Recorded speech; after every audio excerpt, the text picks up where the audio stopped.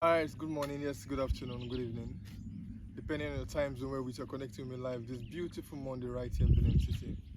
First, I want to say a very big thank you to God Almighty for this privilege and also to our esteemed clients who take out time to reach out to us. Thank you so very much. We are actually approaching the last month of the year, 2023, and I know that a lot of us from January we have committed a whole lot in our project. For some of us who maybe we try to set a goal to achieve our building project, but from January till now, which is November, I've not been able to start anything. Uh, for those of us who actually set a goal and then we started our project and then we got to a point where we were stuck, this video is for you. So I'm gonna be re-echoing part of some of the things I've said about fundamentals of starting your project, and for those who have actually started a project, also the fundamentals of coming back to site. I know a lot of us we took time to probably take a break before the elections, and we were saying, okay, fine, what's going to happen in the country? Is the country going to tear apart? Is the country worth investing? Do I still need to continue my building project? And now that Tinubu is now your president, the reality of what the current economic state is all about is telling on each and every one of us. But trust me, a lot of people are back on site, actually continue the project. Um, Nigerians are very good at trying to adapt to nature. So whatever you throw at us, trust me, we'll all get back and then we will re-strategize on how to get it right. The first thing, don't forget that if you want to start a building project, the first thing you must pay attention to is your land. That's the first thing you must pay attention to. What do you want to build? Why do you want to build that house? Do you want to get a land and then you have the mindset that you're going to start your building project in the next 2 years, in the next 3 years?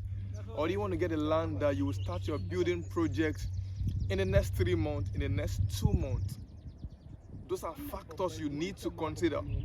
There are a lot of people who have bought lands and they fail to develop their properties, and some persons out of whatever went ahead and collected that land from them. So note that before you buy your land, check your pockets very well. Would you be able to start your project as soon as possible? If you know that, okay, fine, I will be able to start my project in the next 3 months, then you can get a land in a fast developing area. But if you know that, oh, I just want to buy the land and then maybe in the next 2-3 years I can now start my building project, then you can get a land in a community that is well secured, that you can get at a cheaper rate. So in the next 2-3 years, trust me, development will get to that area. That's the first thing. Consider that before you get your land. Now, when purchasing the land, ensure that you're getting your land from the right source. I'm saying this to say that there are a lot of people who have spent millions of naira trying to buy land, and they've spent that money, but before you know, somebody just came from nowhere, and then before you know, the land is off.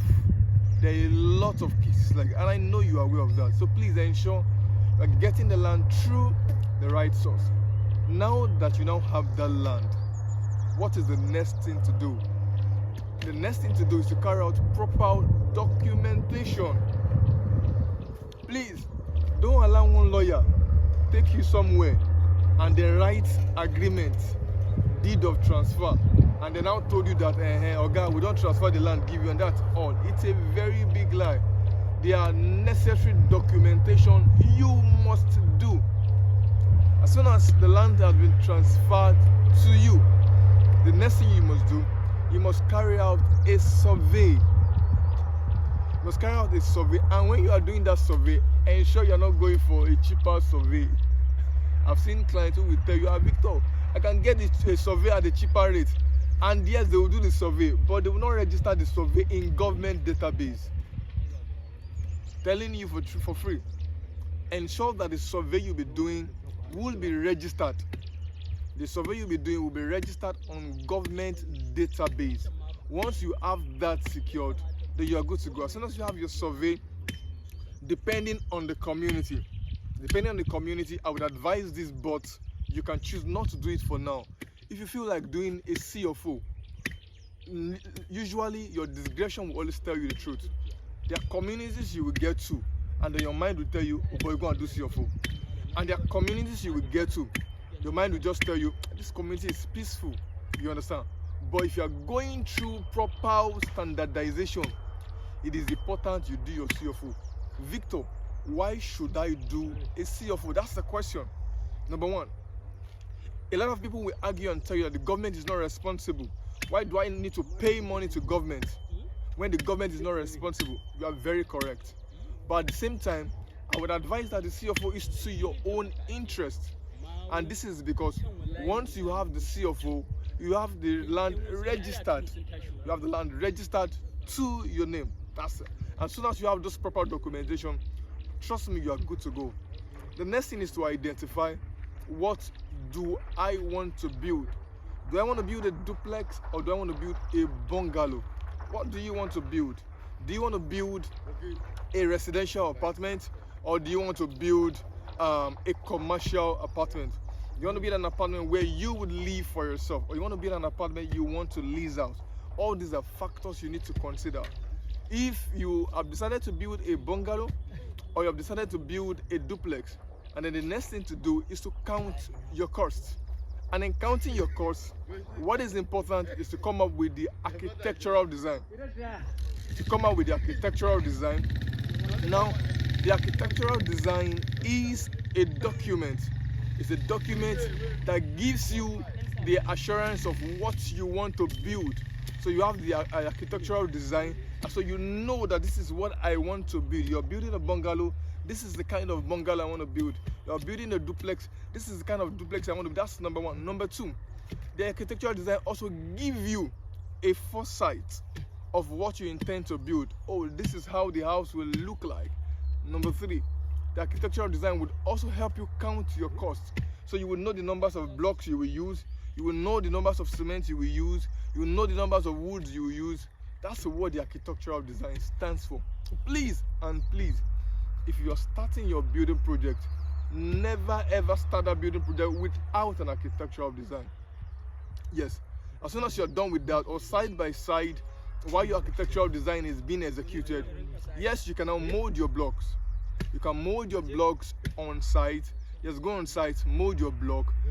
Depending on your area, there are some areas where the quality of the sand is not very, very okay. Your engineer would advise you on the numbers of blocks to mold out of one bag of cement. The next thing after that is to carry out proper destumping on your site. Now, a destumping is the process of trying to root away all the stumps on your site. Please don't neglect the process of destumping on your site. And once you're done with destumping, is to carry out excavation. Then you, after excavation, you pour the foundation and then start setting up your block. I'll be stopping here at this point. I feel that I'll be paying attention to from the DPC stage down to the roofing stage. But let me end by saying that some people will argue that, Victor, do I actually need to do an oversight concrete, which is also called the German floor, before I continue my block work from the German floor to the roofing stage? I'll be keeping that argument for my next video. Thank you and God bless you. Don't forget that my name still remains Victor Olise. If you desire to reach out to us, you can reach out to us on 070-6315-1558. Thank you and God bless you.